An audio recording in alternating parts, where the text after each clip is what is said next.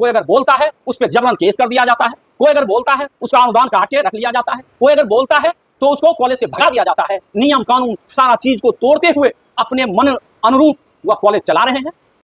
रामधारी सिंह दिनकर कहते हैं, राष्ट्र कवि रामधारी सिंह दिनकर की धरती से आप पधारे और आज आप जहाँ से आए हैं उस धरती को हम नमन करते हुए आपसे जानना चाहेंगे कि इतने दिनों से आप 28 तारीख से इस पटना की धरती पर अनशन पे हैं, आखिर ऐसा क्या दर्द है? आप वित्तरहित है, वित्तरहित से हम जूझ रहे हैं। हम लोगों का एक ही बीमारी वित्तरहित है।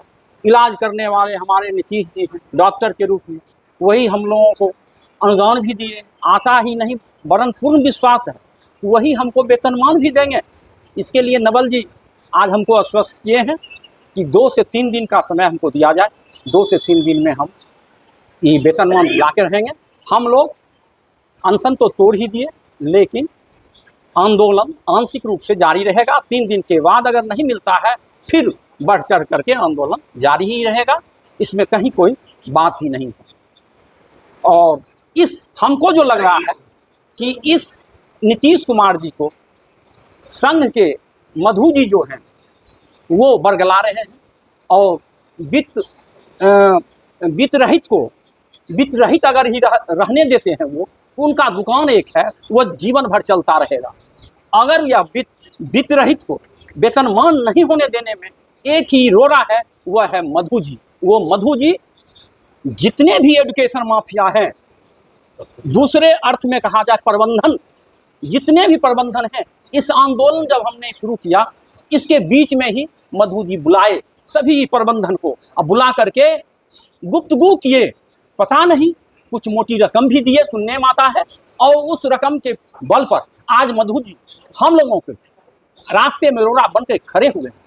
सभी वित्त रहित कर्मी जितने भी कॉलेज हैं प्रबंधन के गिरफ्त में हैं, उनके वंश के चाहे वो बेटा हो, दामाद हो, नाती हो, पोता हो, सबको सभी वरीयता कर्म तोड़ते हुए सबको प्रिंसिपल बनाते हुए अपने खजाना पर हर हमेशा ताला लगाए हुए हैं। कोई अगर बोलता है उस पर जबरन केस कर दिया जाता है, कोई अगर बोलता है उसका अनुदान काट के रख लिया जाता है, कोई अगर बोलता है तो उसको कॉलेज से भगा दिया जाता है। नियम कानून सारा चीज को तोड़ते हुए अपने मन अनुरूप वह कॉलेज चला रहे हैं।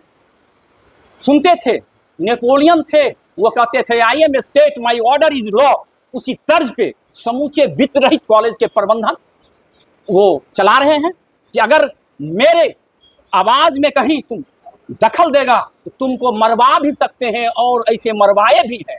केस तो अनगिनत वित्त रहित कर्मियों पर हुआ है, मारा पीटा गया ही है, अनुदान काटा गया ही है, वेतन काटा गया ही है, कॉलेज से निकाला गया ही है। क्या नहीं हुआ है हम लोगों के साथ? सारे वित्त रहित दर दर के ठोकर खा रहे हैं। उधर सरकार हमारे नीतीश भाई वो इधर से लात मारते हैं, हम लोग प्रबंधन के इधर जाते हैं, उधर से वो लात मारते हैं, हम नीतीश जी के पाँव में गिरते हैं। हमको गेंद बना करके एक प्रबंधन एक सरकार, इस बीच में हम गेंद वित्त रहित गेंद बना हुआ है। जिसको आता है मन एक मारा उधर से उधर चला गया, उधर से मारा इधर चला गया। हम अगर वित्त रहित माने वेतनमान के रूप धारण कर लेता है प्रबंधन से, हम लोग मुक्ति पा लेंगे। जो ही वेतनमान हो उतना अगर दे करके नीतीश जी उद्धार करते हैं, आशा है, क्योंकि वह अनुदान दिए थे। अनु मीन्स होता है छोटा, अदान मीन्स भिक्षाटन।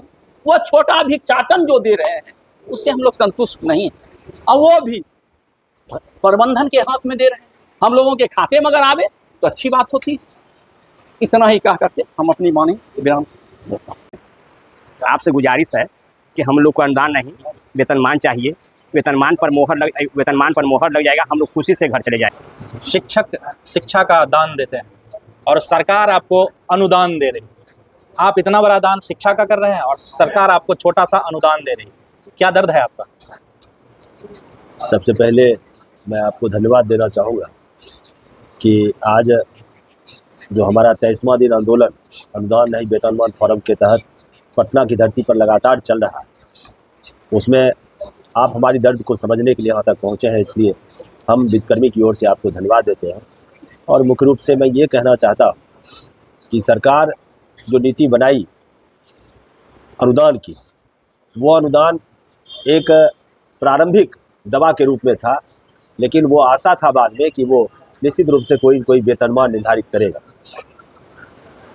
नीतीश सरकार पर बहुत ज़्यादा भरोसा किया गया और भरोसा करने के बाद हमारे साथी बता रहे थे कि इस बीच में कई संगठन जो इस लड़ाई को सड़कों पर लड़ रहा था, लेकिन लड़ाई का कुछ दूसरा तरीका था। और आज हम ये आपसे बताना चाहते हैं कि अनुदान नहीं वेतनमान फोरम का निर्माण आखिर क्यों हुआ।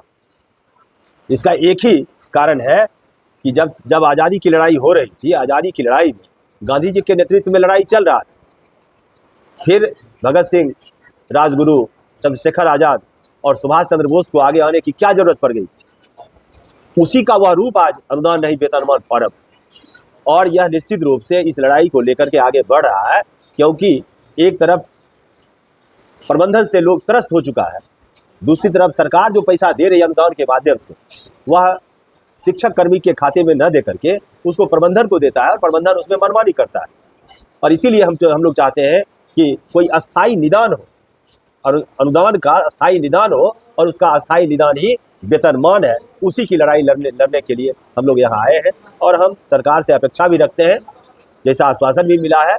लेकिन कई बार हम लोगों ने देखा, चूँकि लंबी आयु हमारी हो चुकी है इस लड़ाई में, इसलिए बहुत बार आश्वासन मिलता है और आश्वासन टूट जाता है। अभी भी भरोसा नहीं है, लेकिन हम लोग इंतजार करेंगे 3 दिनों तक, और 3 दिनों के बाद यदि सरकार सही रूप में अपने निर्णय पर नहीं आती है, कैबिनेट में फैसला नहीं लेती है, हमारा आंदोलन अनवरत आगे भी चलता रहेगा जब तक कि वेतनमान सरकार नहीं दे देती है।